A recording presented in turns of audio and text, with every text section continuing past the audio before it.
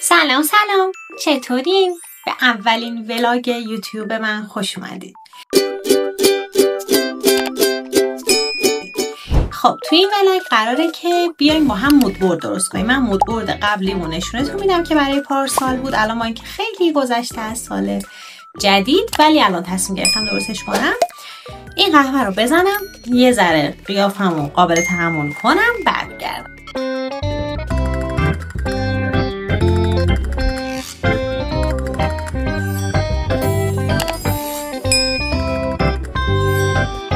جام داره 2-3 تا جوش میزنن، نزنم بهتره. چقدر قابل تحملم؟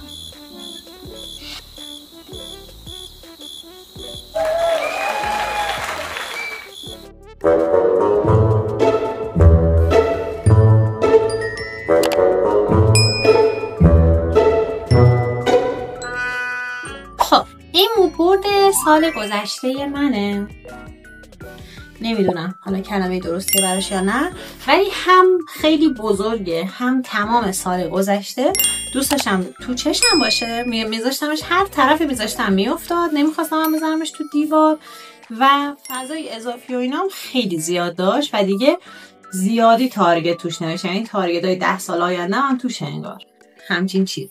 حالا مال امسالو میخوام یه ذره واضح تر بذارم، یه ذره مثلا عکسام شاید زیاد باشه ولی میخوام کارتی و کوچولو چاپشون کنم توی صفحه‌ای که حالا تو ذهنم اینه که نصف این باشه و اینکه حالا بشه مثلا قابش گرفت یا بتونم راحت ثابت یه جایی بذارمش که کلا نگاش کنم. حالا قابش بگیرم که رو شیشه‌ش هم میتونم یه سری متن رو بنویسم، این خیلی خوبه.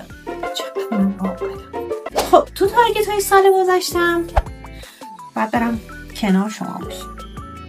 تو تارگت های سال گذشتم بیشتر یعنی ورزش برام مهم بوده که حالا تو روتین امسالم تونستم بیارمش، ولی حالا میخوام یه ذره مرتب‌تر جدی‌تر که بازم جدی بودم با نسبت به سال گذشته، واقعا عالی بودم، ولی خب میخوام جدی‌تر باشه، یعنی به این اوکی بودم، رسیدم. آیسلاته تو تمام مودبوردهای من هست، نمیدونم چرا تارگت محسوب نمیشه ولی حالمو خوب میکنه. کلا مودبورد باید حال تو رو هم نشون بده، اون رنگای مورد علاقت، اون حس مورد علاقت.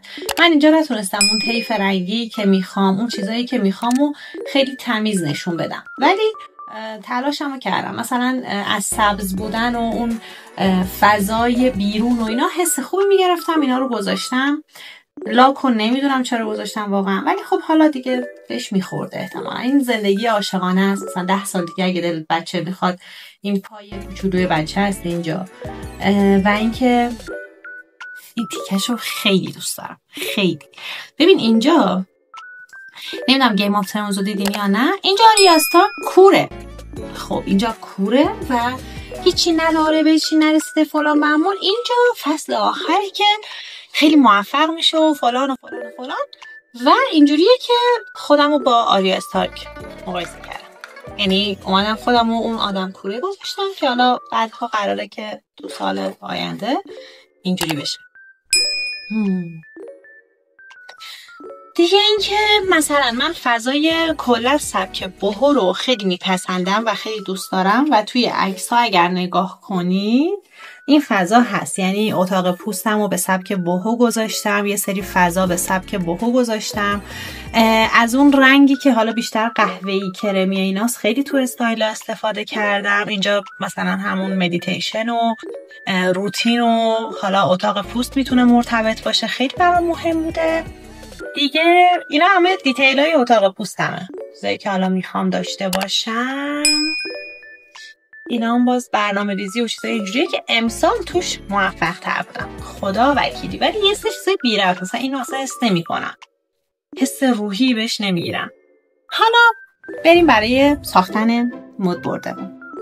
خب اولین مرحله واسه درست کردن مودبورد اینه که حالا یه صفحه بذارین جلوتون و هر اون چیزی که دوست دارین که حالا توی 1 سال آینده، حالا بعضیا یه سری نکته در مورد 5 سال آینده، 10 سال آینده گوشه های مودبورد میذارن که حالا بهشون انگیزه بده و بهش فکر کنن. ولی حالا شما چیزایی که مد نظرتون رو به نظرم اول ازشون یه لیست تهیه کنین، مثلا 10 تا 15 تا 20 تا هر چیزی که دوست دارین. رنگ مورد علاقتون میتونه باشه، نمیدونم فضا، لوکیشن، دکوراسیون مورد علاقتون میتونه باشه، شغل مورد علاقتون میتونه باشه. اون دیتیل هم خیلی مهمه، دیتیلایی که تو اون شغل دوست داری. حتی مثلا اگر میخواین روتین، سبک زندگی، لایف استایل، هر چیزی که میخواین بذارین، مثلا روتین میخواین بذارین، یه سری برند که دوست دارین یه روز اونقدر هزینه کنین اون برند رو تهیه کنید. همه اینا همشو بذارید که حالا من تو روتین امسالم میخوام اینو بذارم. مثلا همینجوری عکس مثل پارسال عکس مت بهش میگن مت یوگا نذارم که حالا میخوام ورزش کنم. امسال میخوام یه سری دیتیل بهش بدم، مثلا دمبل بذارم، یه برند ورزشی توش بذارم، نمیدونم برند لوازم آرایشی، برند روتینی که میخوام، حتی اونجوری که دوست دارم کمدم چیده بشه.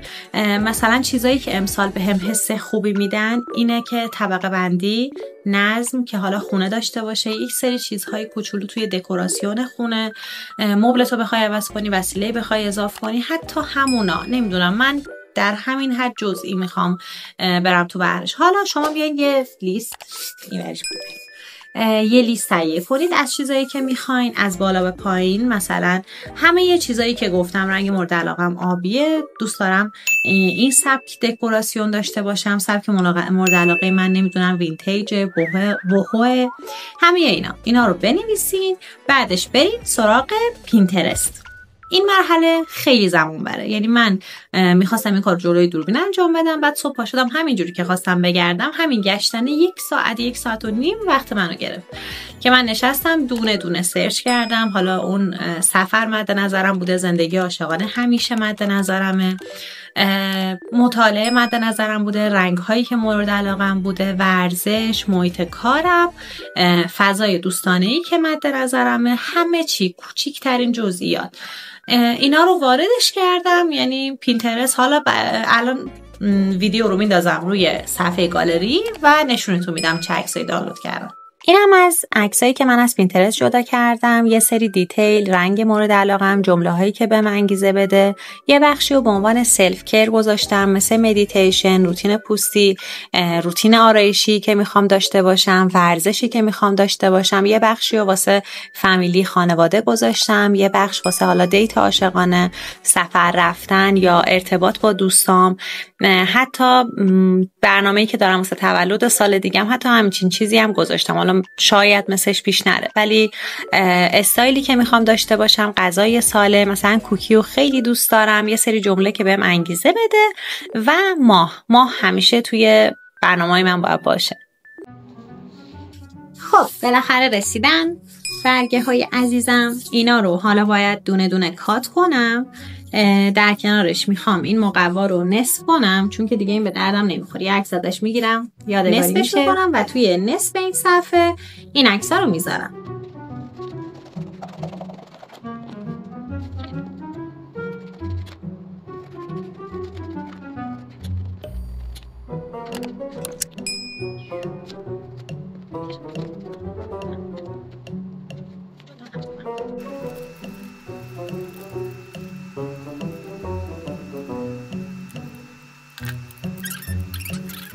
A few moments later.